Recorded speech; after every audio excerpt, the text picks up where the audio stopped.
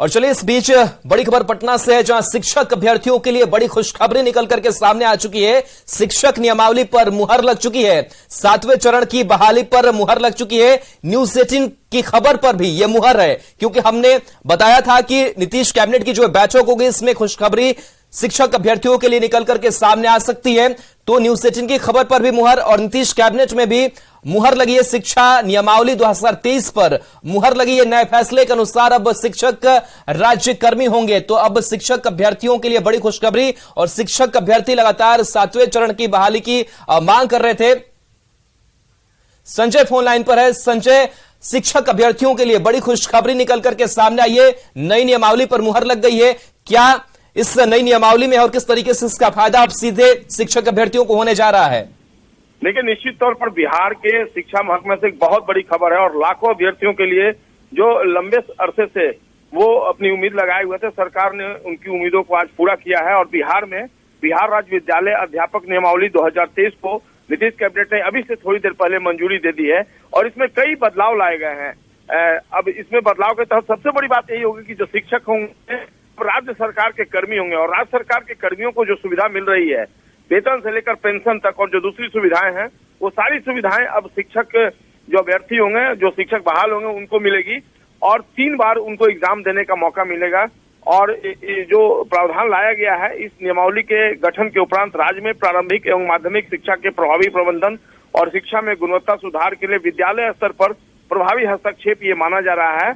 और बिहार सरकार के नियंत्रणाधीन जितने भी विद्यालय हैं तो उससे अध्यापकों के एक नए संवर्ग का गठन हो सकेगा जो राज्य कर्मी की तरह होगा। इसके अलावा वर्तमान में पंचायती राज संस्था एवं नगर निकाय के अंतर्गत नियुक्त कर्मी भी इस नियमावली की नियुक्ति प्रक्रिया के माध्यम से राज्य कर्मी के नए संवर्ग में, यानी जो पंचायत शिक्षक है, नगर निकाय के शिक्षक है, उनको भी इसके माध्यम से परीक्षा में बैठने की अनुमति होगी और वो भी राज्य कर्मी बन सकते हैं।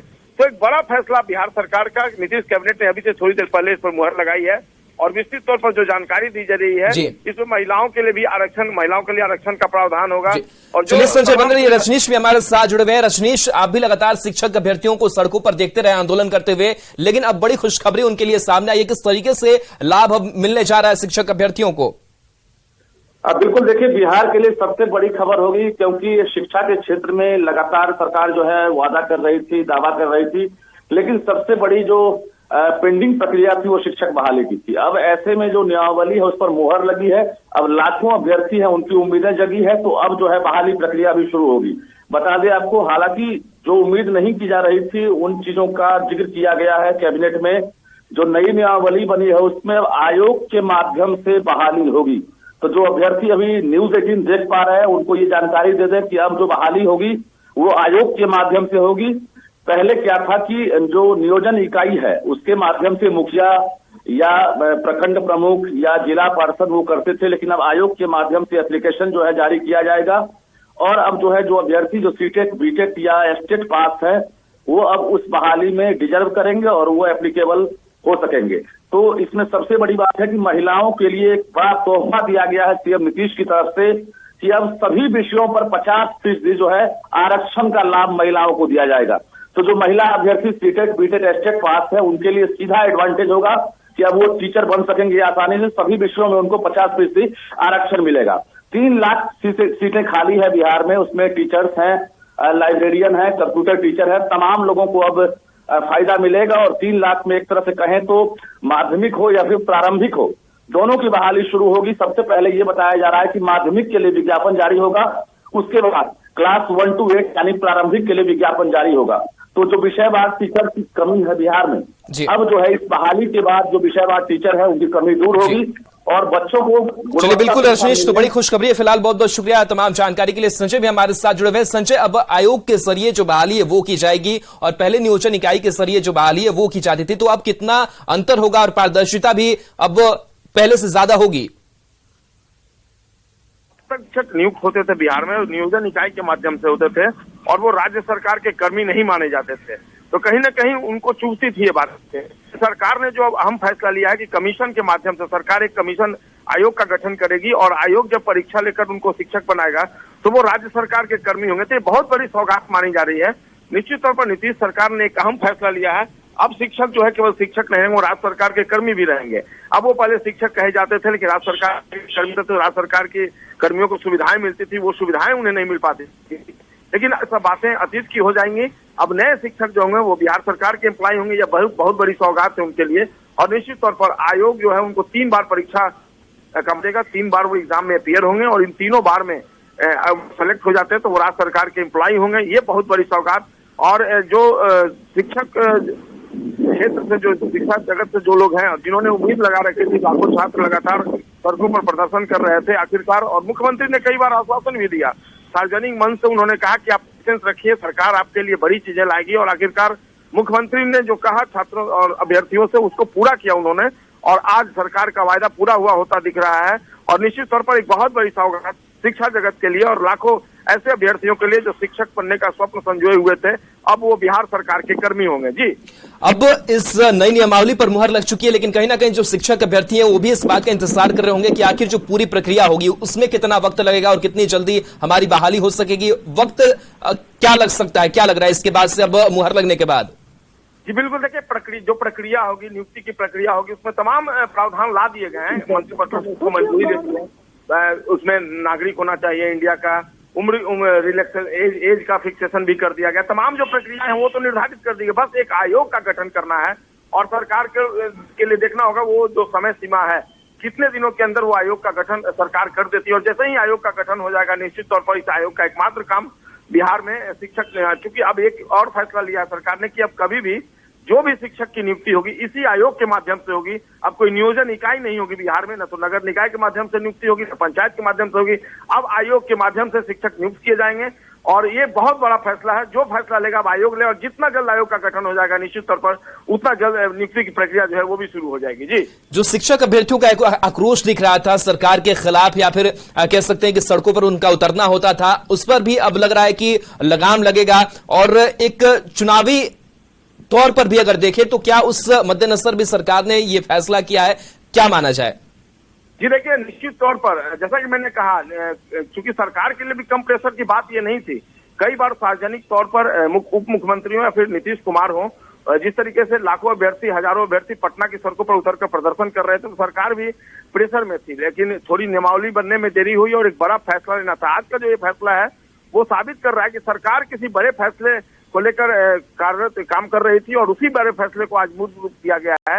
ये मामूली बड़ा फैसला नहीं है, क्योंकि मैंने जैसा कि आपको बताया कि जो शिक्षक होते थे उन्हें केवल नियोजित शिक्षक कहकर संबोधित किया जाता था। लेकिन आज आप जो फैसला लिया सरकार ने, वो बिहार सरकार के कर्मी होंगे, तो भला इससे बड़ी सौगात उनके लिए क्या हो सकती है। तो ऐसे में छात्र शिक्षक अभ्यर्थी जो सोच रहे थे उससे कहीं अलग जाकर सरकार ने उनके लिए एक बड़ा तोहफा दिया है। और निश्चित तौर पर देखना होगा धीरे धीरे जो संघ है उनकी तरफ से भी प्रतिक्रिया आएगी, और वेलकम किया जाना चाहिए एक ड्रेसिंग स्टेप बिहार सरकार की तरफ से। ऐसे में जबकि चुनावी साल जब नजदीक आ रहा है और लाखों अभ्यर्थियों की बात थी, और सरकार ने जो उनकी उम्मीदों थी उन उम्मीदों को पूरा किया। चलिए संजय, बने रहिए हमारे साथ। पटना से शिक्षक नेता अश्विनी पांडे भी हमारे साथ जुड़े हुए हैं। अश्विनी जी, लगातार आप लोग आंदोलन कर रहे थे, नेतृत्व भी आप कर रहे थे, लगातार शिक्षकों का जुटान हो, नियमावली को लेकर के बातचीत हो, और अब लग रहा है कि आप लोगों का आंदोलन अब सफल हुआ है, अब उम्मीदें जग गई है ना? जी, सबसे पहले तो न्यूज 18 को धन्यवाद कि हम लोगों के आवाज को आपने प्रमुखता से समय समय पे उठाया है। तो बहुत खुशी का दिन है आज बिहार के नियोजित शिक्षक जितने हैं उनके लिए, अभ्यर्थियों के लिए, कि माननीय उप मुख्यमंत्री तेजस्वी यादव जी ने अपने जो घोषणा पत्र में इन चीजों का जिक्र किया था, उसको वो पहला कदम उन्होंने बढ़ाया है। तो मैं माननीय मुख्यमंत्री जी, उप मुख्यमंत्री जी और शिक्षा मंत्री जी का धन्यवाद करना चाहूंगा। साथ ही साथ ये कहूंगा कि नियोजित शिक्षक बिहार के जितने हैं उनके और भी बहुत सारी छोटी छोटी समस्याएं हैं, जिन पे अगर वो ध्यान दे दें तो बहुत ज्यादा वित्तीय बोझ भी नहीं पड़ेगा और समस्याओं का समाधान हो जाएगा। जैसे स्थानांतरण का मुद्दा है, बहुत सारी महिला शिक्षिकाएं हैं, शिक्षक हैं जो बहुत दूर दूर पोस्टेड हैं, वो अपने पारिवारिक दायित्वों का जिम्मेवारी का वहन नहीं कर पा रहे हैं, नहीं उठा पा रहे वो, तो ट्रांसफर की व्यवस्था सुनिश्चित की जाए। और इसी तरीके से बहुत छोटी छोटी समस्याएं हैं हम लोग का, और भी बहुत सारा छोटा छोटा मांग है जो सरकार पे बोझ नहीं बनेगा बहुत ज्यादा वित्तीय, और आसानी से हो सकता है। तो हम चाहेंगे कि ऐसे ही सकारात्मक कदम उठाते हुए, दिखाते हुए, और सरकार ये कदम उठाए। जहां तक रही नियमावली की, तो हम लोग देख रहे हैं उसको, हम लोग के पास उसको सामने लाया नहीं गया है। देख लेते हैं, फिर उस पर हम लोग अपना प्रतिक्रिया देंगे। वैसे जो खबरें हम लोगों को मिली थी शिक्षा मंत्री के कार्यालय से, हम धन्यवाद करना चाहेंगे। उन लोगों ने लगभग हम लोग की मांगों को माना है, ऐसी खबर आ रही है। अगर ये सही होती है तो हम फिर शिक्षा मंत्री जी और उनके जो ओएसडी हैं उनको, सज्जन जी को, और सबसे ज्यादा धन्यवाद हम लोग पालीगंज के विधायक संदीप सौरभ जी का करना चाहेंगे। उन्होंने भी बहुत सकारात्मक भूमिका इसमें निभाई है। तो सभी तरह के शिक्षक इस में बैठ पाएंगे। 50% महिलाओं को भी आरक्षण दे दिया गया है, 10 साल की छूट दे दी गई है। नियमावली में कई सुविधाएं जो है, शिक्षकों को अंतर जिला की सुविधाएं जो है वो भी दी गई है। तो इस नई नियमावली को लेकर के, और चलिए अश्विनी जी बने रहे, शिक्षक अभ्यर्थी अभिषेक भी हमारे साथ जुड़े हुए हैं। अभिषेक, अब आप लोगों के लिए एक अच्छी और बड़ी खबर, खुशखबरी जो है वो निकल करके सामने आई है कि करीब 3 लाख शिक्षकों के जो बहाली का रास्ता है वो साफ हो गया है। नई नियमावली पर मुहर लग गई है। अब क्या लग रहा है कि आप लोगों का आंदोलन सफल हुआ है और जल्द बहाली की प्रक्रिया पूरी होगी? जी जी जी जी, बहुत बहुत धन्यवाद। सबसे पहले न्यूज 18 को मैं धन्यवाद देना चाहता हूँ कि यह प्रमुखता से हमारी खबरों को और आंदोलन को चलाते रहे हैं। और आज न्यूज 18 ने ही सबसे पहले ये सूत्रों के हवाले से खबर दी थी कि नियमावली पर मुहर लग गई है। अब हमारे आंदोलन का असर है कि नियमावली पर मुहर लग गई है। अब देखना यह है सर कि हम लोग की बहाली जल्द से जल्द सरकार कैसे पूरी करती है। बस यही हम लोग का आशा है कि जल्द से जल्द हमारी बहाली पूरी हो जाए। और हम सरकार से यही मांग करते हैं कि जल्द से जल्द हमारी बहाली पूरी हो जाए। हम लोग एसटीईटी मेरिट शिक्षक अभ्यर्थी 30,675 पिछले 4 सालों से बैठे हुए हैं और न्यूज 18 ने हमारी आवाजों को बराबर हर आंदोलन में उठाया है, उसके लिए धन्यवाद सर। अभिषेक, पहले नियोजन इकाई के तहत बहाली की जाती थी, अब तो कमीशन बन जाएगा और बाकी पारदर्शी तरीके से आप लोगों की बहाली जो है वो सुनिश्चित की जा सकेगी। तो क्या लग रहा है कि इसका फायदा आप लोगों को मिलेगा? अब सड़कों पर उतरने की आप लोगों को भी नौबत नहीं आएगी? नहीं नहीं नहीं, अगर ये नियोजन इकाई खत्म हो गई है तो बहुत बहुत अच्छा, क्योंकि हमारी मांग यही थी नियोजन इकाई खत्म हो जाए और सेंट्रलाइज पूरी तरीके से होगी तो पारदर्शी हो गया। इसमें एकदम कोई भी किसी भी तरीके की गुंजाइश नहीं होगा गलत करने का, क्योंकि सेंट्रलाइज कंप्यूटराइज होगी तो पारदर्शी होगी। और सरकार बहुत ही अच्छे कदम उठाई है। हम लोग का जो मांग था वह मांग मिल गई। अब ये देखना है कि नियमावली में हमारा एसटीईटी मेरिट शिक्षकों अभ्यर्थियों का कितने वेटेज दिया गया है, एसटीईटी मार्क्स पे किया गया है कि नहीं किया गया है, ये देखना है। जी सर। चलिए, बिल्कुल। तो आप लोगों की नियुक्ति की जो प्रक्रिया है वो अब और ज्यादा कह सकते हैं कि आसान हो गई है। आप लोगों के लिए खुशखबरी जो है वो भी सामने आ रही है। लेकिन जिस तरीके से देखा जाए, आप लोग लगातार आंदोलन कर रहे थे और कई मसलों को लेकर के उठा रहे थे कि जो पूरी प्रक्रिया होती है वो काफी अनसुलझी हुई होती है, वो सुलझी हुई नहीं होती है। तो ऐसे में जो नई नियमावली है जिसकी आप लोग मांग कर रहे थे, क्या उसके करीब मानते हैं कि इस नई नियमावली के जरिए नियम बनाए गए हैं और उसका फायदा आप लोगों को पहुंचेगा? जी जी, एकदम एकदम, क्योंकि 2020 का नियमावली एकदम डिग्री दिखाओ नौकरी पाओ पे चल रही थी। हम लोग का पूरा मांग था नई नियमावली में STET marks, CTET marks, BTech marks और सेंट्रलाइज प्रक्रिया अपनाया जाए। हमें पूरा विश्वास है कि नई नियमावली में यही प्रक्रिया अपनाया गया है और आज 3 लाख शिक्षकों की खुशहाली का दिन है, क्योंकि यह सरकार बहुत दिनों से टाल मटोल कर रही थी। लेकिन हम लोग का आंदोलन जो ताबड़तोड़ आंदोलन कर रहे थे, क्योंकि बिहार में 6,421 विद्यालय में एक भी हाई स्कूल के शिक्षक नहीं है, जिसके लिए हम लोग आंदोलन अभी 31 मार्च को भी किया था। तो सरकार ने हमारी बात को ध्यान पूर्वक रखते हुए आज नई नियमावली को मोहर लगा दी है। उसके लिए सरकार को बहुत बहुत धन्यवाद देना चाहते हैं। साथ ही साथ न्यूज 18 को भी बहुत बहुत धन्यवाद देना चाहते हैं। पहले नियोजन के तहत बहाली होती थी, नियोजित शिक्षक कहलाते थे, लेकिन अब तो राज्यकर्मी का दर्जा मिलेगा। वेतन को लेकर के तमाम सुविधाएं भी आप लोगों को मिलने जा रही है। तो इसका जो फायदा है और इसका जो लाभ है उससे आप कितने आशान्वित नजर आते हैं? बहुत अच्छा लगा कि राज्यकर्मी का दर्जा, एक शिक्षक राष्ट्र का निर्माता होता है और राज्यकर्मी का दर्जा दिए जाने के लिए नीतीश कुमार जी को बहुत बहुत धन्यवाद देना चाहता हूँ कि उन्होंने बहुत ही अच्छी पहल किया है। और नियोजित जो शब्द था ना, एक धब्बा टाइप का था टीचर के ऊपर, कि टीचर भी एक नियोजित होते हैं। इसके लिए मैं नीतीश कुमार जी, माननीय मुख्यमंत्री जी को बहुत बहुत धन्यवाद देना चाहता हूँ। जी सर। जब आप लोग सड़कों पर होते थे और जब धरना प्रदर्शन आप लोगों का चलता था तो काफी संख्या में महिलाएं भी नजर आती थी। अब तो 50% उन लोगों को भी आरक्षण मिलेगा। तो अब दोनों पुरुष और महिलाएं दोनों बराबरी के कंधे से मिलाकर के काम करेंगे और शिक्षक बनेंगे आप लोग और बच्चों के भविष्य को भी उज्जवल करेंगे। जी जी जी, किसी भी समाज में महिला पुरुष को पैरेलल रखा जाता है तभी समाज का विकास होता है, क्योंकि हमारे स्कूल में बहुत 50-50 लगभग रेशियो लड़की का भी है। तो बहुत सारी जो बातें होती है वो लड़की मेल टीचर को नहीं कह पाते हैं, तो फीमेल टीचर को अपने पर्सनल बात कह पाते हैं कि क्या समस्या है, नहीं है समस्या। तो हमारी महिला साथी जितने भी शिक्षक कर्मी है वो साथ में रहेंगे और 50-50 का जो मिला है वो बेहतर है। इससे हम संतुष्ट हैं, कोई दिक्कत नहीं है और सरकार को भी इस पे पहल करना चाहिए। नियमावली में 10 वर्ष तक की छूट होगी, 3 बार मौका मिलेगा, ये सब चीज भी आप लोग चाहते थे कि हो, जो नई नियमावली में मुहर लगी है? जी जी जी जी, क्योंकि बहुत हमारे शिक्षक अभ्यर्थी ऐसे हैं जिनका उम्र पार हो गया, 4 साल से बहाली नहीं हो रही है, तो उम्र पार हो गया, तो उनके लिए भी बहुत अच्छा अवसर मिला कि 10 वर्ष की छूट मिल गई है, तो फिर इस बहाली प्रक्रिया में आ सकते, क्योंकि ये 4 साल पहले बहाली होने वाली थी और नियम के तहत उनका उम्र लैप्स गया था। तो ये अच्छी बात है, सरकार अच्छी बात की है, इसके लिए बहुत बहुत धन्यवाद। इसके आगे भी जो प्रक्रिया होगी भर्ती की, वो भी कमीशन के जरिए ही की जाएगी भविष्य में, ऐसी संभावना जो है वो जताई जा रही है कि ये सिर्फ इस साल के लिए ही नहीं है बल्कि इस नियमावली के जरिए कहीं ना कहीं आगे के भविष्य का भी रास्ता साफ हुआ है। तो आने वाले वक्त में भी लग रहा है कि इसका फायदा शिक्षक अभ्यर्थियों के लिए, जो शिक्षक बनना चाहते हैं उनके लिए होगा। जी जी जी जी, ये जो आने वाले जो, सर एक बार क्वेश्चन रिपीट कीजिएगा। आने वाले भविष्य की भी अगर बात करें तो जिस कमीशन के जरिए बहाली की जाएगी या फिर जो नए शिक्षक बनना चाहेंगे उनके लिए भी रास्ता आसान होगा।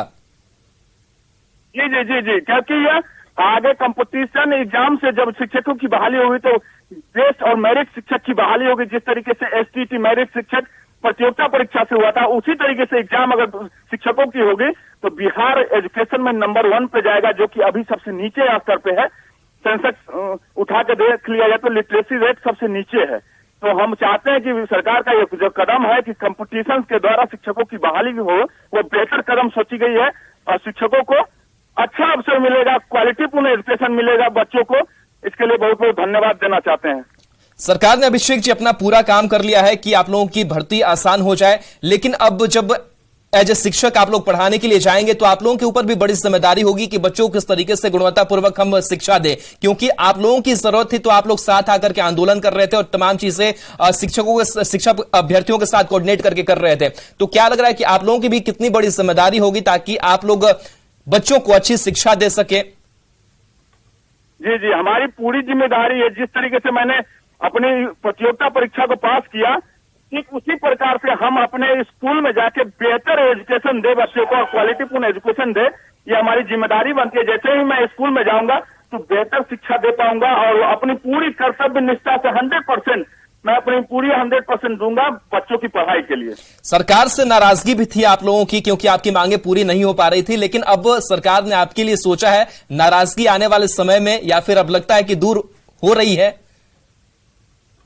जी जी जी जी, सरकार से नाराजगी थी क्योंकि पिछले 4 सालों से ये बहाली नहीं दे रही थी, नियमावली नहीं हो पा रही थी, इसलिए सरकार से नाराजगी थी। लेकिन आज खुशी का दिन है कि पिछले 4 सालों का हम लोग का पर्यटन एकदम बढ़िया क्लियर कर दिया सरकार, नियमावली पर मोहर लगा दिया। अब देखना यह है कि नियमावली में कितना क्या चीज आई है बन छन के, ये जब हाथ में आ जाएंगे तो और बात निकलेगी। अभी तो कैबिनेट की मोहर लगी है और बेहतर ही होगा। सरकार कभी भी कोई कदम उठाती है तो बेहतर ही कदम उठाती है।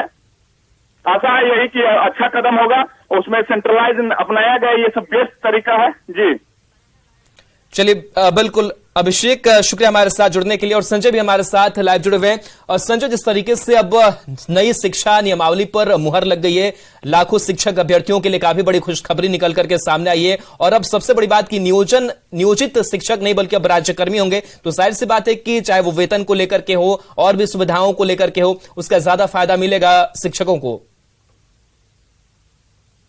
एक बात है कि अभी तक जो नियोजित शिक्षक हैं, उन्हें भी अगर शिक्षक बनना होगा, राज्य सरकार का कर्मी बनना होगा, तो उनको भी एग्जाम में अपीयर होना राज्य सरकार का कर्मी बनना होगा तो उनको भी एग्जाम में अपीयर होना पड़ेगा। ये सबसे बड़ी बात है। वो नियोजित शिक्षक ही रहेंगे जब तक वो जो आयोग का गठन होगा और उस एग्जाम में वो पास नहीं होते हैं, तब तक वो नियोजित शिक्षक ही कहे जाएंगे। उनके लिए कोई विशेष सुविधा की बात नहीं है। हाँ, नए शिक्षक जो बहाल होंगे वो अब राज्य सरकार के कर्मी होंगे। लेकिन सबसे बड़ी बात यह है कि जितने नियोजित शिक्षक अब तक बनाए गए हैं, अगर सभी एग्जाम में पास नहीं होंगे तो उनको नियोजित शिक्षक की तरह ही सारी सुविधाएं जो अभी मिल रही हैं वो मिलेंगी। लेकिन एक सबसे बड़ी बात यही है कि अब आयोग जो है, बिहार सरकार द्वारा गठित आयोग जो है, वो एग्जाम लेगा और उसके बाद जो नए शिक्षक होंगे वो बिहार सरकार के कर्मी होंगे और जो ग्रेजुटी है, जो पेंशन है, जो वेतन बढ़ोतरी का फैसला होगा, जो डीए का फैसला होगा, जिस तरीके से मिल रहा है राज्य सरकार के कर्मियों को, वो सारी सुविधाएं एकमुश्त एक तरीके से इन नए शिक्षकों को मिलेगी। तो सबसे बड़ी बात यही है कि जो पुराने नियोजित शिक्षक है उन्हें किसी तरह की राहत नहीं मिली। अभी से थोड़ी देर पहले इस बारे में बताया गया है और जो हम लोगों ने जो एसीएस थे, अपर मुख्य सचिव थे मंत्रिमंडल सचिवालय विभाग के एस सिद्धार्थ, उनसे पूछा भी कि जो नए शिक्षक बनेंगे वो तो ठीक है, राज्य सरकार के कर्मी होंगे, जो पुराने नियोजित शिक्षक हैं उनको आप क्या फैसिलिटी दे रहे? बोले उन्हें भी इस एग्जाम में अपीयर होना पड़ेगा। और जो ये सारी बातें हो रही थी 7वें चरण की सबकी, अब सबको नई शिक्षा नियमावली जो बनी है सरकार की, उसी के तहत जो आयोग का गठन होगा उसके तहत वो एग्जाम में शामिल होंगे। 3 बार उन्हें मौका मिलेगा और तमाम तरह की सुविधाएं जो है और जो प्रावधान किए गए हैं, बहुत लंबा चौड़ा जो नियम और प्रावधान जो लाया गया है, उसमें नियुक्ति की प्रक्रिया शिक्षा विभाग द्वारा विद्यालय अध्यापक के पद पर सीधी नियुक्ति, जिला स्तर पर रिक्त पदों की गणना करके रोस्टर क्लियरेंस के साथ जो आरक्षण का नियम होगा उसकी अधियाचना आवश्यकता अनुसार आयोग को भेजी जाएगी। यानी जो जिला के अनुसार जो रिक्तियां होगी उसको आरक्षण के कोटिवार अधियाचना आवश्यकता अनुसार भेजी जाएगी और सीधी भर्ती हेतु जो नियुक्ति के लिए आवेदन मिलेगा उसकी जो अनुशंसा की जाएगी, उसके आलोक में आयोग रिक्तियों की संख्या विज्ञापित करेगा। यानी इसके लिए विज्ञापन निकाला जाएगा और आयोग द्वारा विज्ञापित आवेदन पत्र से विद्यालय में जो संख्या होगा वो तय होगा और अध्यापक अभ्यर्थी द्वारा योग्यता से संबंधित स्व घोषणा के आधार पर उनकी उम्मीदवारी का मूल्यांकन किया जाएगा। तमाम तरह की जो बातें हैं वो धीरे धीरे अब स्पष्ट होने लगी। यानी सरकार ने जो नियमावली है वो करीब करीब तय कर लिया है और आयोग जो है वो विद्यालय अध्यापक के सभी पदों पर सीधी नियुक्ति से भरे जाएंगे। विद्यालय अध्यापक के पद पर नियुक्ति हेतु अनिवार्य जो अर्हता होगी यानी योग्यता होगी वो इस प्रकार से होगी, भारत का नागरिक हो एवं बिहार राज्य का स्थायी निवासी हो। देखिए इंपॉर्टेंट बातें मैं आपको बता रहा हूँ जी, इंडिया का वो सिटीजनशिप उसको मिला हो लेकिन वो बिहार का नागरिक होना चाहिए। विद्यालय अध्यापक के पद पर नियुक्ति के लिए राष्ट्रीय अध्यापक शिक्षा परिषद द्वारा समय समय पर निर्धारित शैक्षणिक एवं प्रशैक्षणिक योग्यता को वो धारित करता हो, यानी उसके पास ये क्वालिफिकेशन हो। विशेष विद्यालय अध्यापक के लिए अर्हता भारतीय जो पुनर्वास परिषद है उसके अनुसार जो रूल रेगुलेशन है उसके अनुसार वो एक्सेप्ट किया जाएगा। तीसरी बात है कि राज्य सरकार एवं केंद्र सरकार द्वारा समय समय पर आहूत शिक्षक पात्रता परीक्षा उत्तीर्ण हो, लेकिन वर्ष 2012 से पूर्व नियुक्त एवं कार्यरत शिक्षक जो दक्षता परीक्षा उत्तीर्ण होंगे उनके लिए शिक्षक पात्रता परीक्षा में उत्तीर्णता अनिवार्य नहीं होगी। आयु जो है वो बताया गया कि प्राथमिक एवं मध्य विद्यालय में विद्यालय अध्यापक की नियुक्ति के लिए जो नियुक्ति वर्ष की 1 अगस्त को अभ्यर्थियों की न्यूनतम आयु 18 वर्ष यानी मिनिमम जो एज का कैटेगरी रखा गया है योग्यता वो 18 साल एवं कोटिवार अधिकतम आयु सीमा वही होगी जो राज्य सरकार के जो कर्मी होंगे समान प्रशासन विभाग द्वारा पहले से तय है उसके अनुसार निर्धारित किया जाएगा। इसके अलावा कई और जो नियम और जो प्रक्रियाएं निर्धारित की गई हैं उसके अनुसार समय समय पर एक और चीज दी गई कि प्राथमिक विद्यालयों में नियुक्ति के लिए नियुक्ति वर्ष की 1 अगस्त को अभ्यर्थियों की न्यूनतम आयु 21 वर्ष होगी एवं जो कोटिवार अधिकतम आयु की सीमा वही होगी जो राज्य सरकार द्वारा समय समय पर निर्धारित किया गया। तमाम तरह की बातें जो हैं अभी जैसा कि आप पूछ रहे थे जी, मैं आपको बता दूं कि नियम और जो प्रक्रियाएं हैं वो तय कर दी गई हैं। आयोग जो है जब डिस्ट्रिक्ट से जो वैकेंसी होगी शिक्षकों की वो आयोग को भेजा जाएगा। बिल्कुल संजय, तो अब जो नई शिक्षक